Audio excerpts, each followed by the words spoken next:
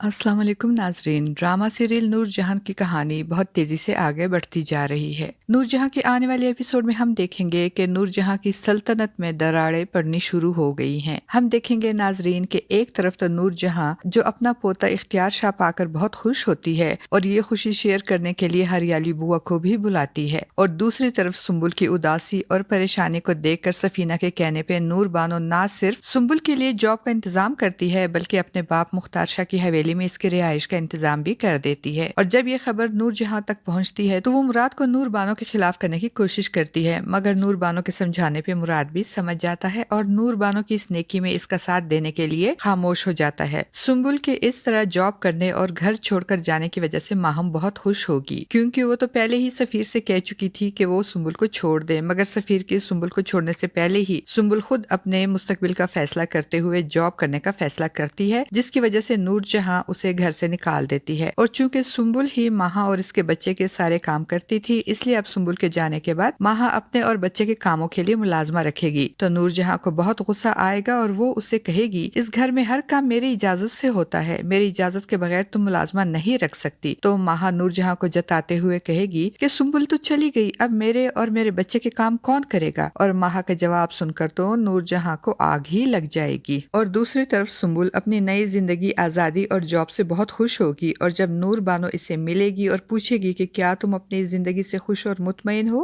तो सुम्बुल उसे कहेगी कि मैं बहुत खुश हूँ, आजादी से सांस ले रही हूँ। पहले तो मैं जिंदगी गुजार रही थी, जबकि अब मुझे ऐसा लगता है कि मैं जिंदगी जी रही हूँ। और फिर जब नूर जहां के मजबूर करने पे सफीर सुम्बुल को फोन करेगा और घर आने को कहेगा, तो सुम्बुल ये बोलकर आने से साफ इनकार कर देगी कि अम्मा ने खुद ही मुझे घर से निकाल दिया है, इसलिए अब मैं वापस नहीं आऊंगी। नूर बानो भी अपने बाप मुख्तार शाह के बिजनेस के मामलात संभालने के लिए ऑफिस जाएगी और मीटिंग अटेंड कर रही होगी। तो नूर जहां गुस्से से उसे फोन करेगी कि जल्दी से घर आओ और आकर घर के काम करो। तो नूर बानो भी उसे टका सा जवाब देते हुए कहेगी कि मीटिंग चल रही है, मेरी मीटिंग खत्म हो जाएगी तो घर आ जाऊंगी। नूर बानो बात खत्म करते ही फोन बंद कर देगी और नूर जहां गुस्से से फोन को घूरती रह जाएगी। अब नूर जहां का सारा जोर सफीना पे होगा कि वो आकर घर के सारे काम करे, मगर सफीना जो माँ बनने वाली होती है, इसकी अपनी तबीयत खराब हो जाएगी और वो उनैद से शिकायत करते हुए कहेगी कि नूर बानो और सुम्बुल तो अपनी अपनी जान छुड़ाकर चली गई, अब घर के सारे काम मेरे जिम्मे आ गए हैं और मेरी ऐसी तबीयत खराब है, मुझसे नहीं होते सारे घर के काम, मेरा क्या होगा, मैं तो घर के इतने सारे काम अकेली नहीं कर सकती। तो उनैद भी परेशान होगा कि अब वो करे तो क्या करे।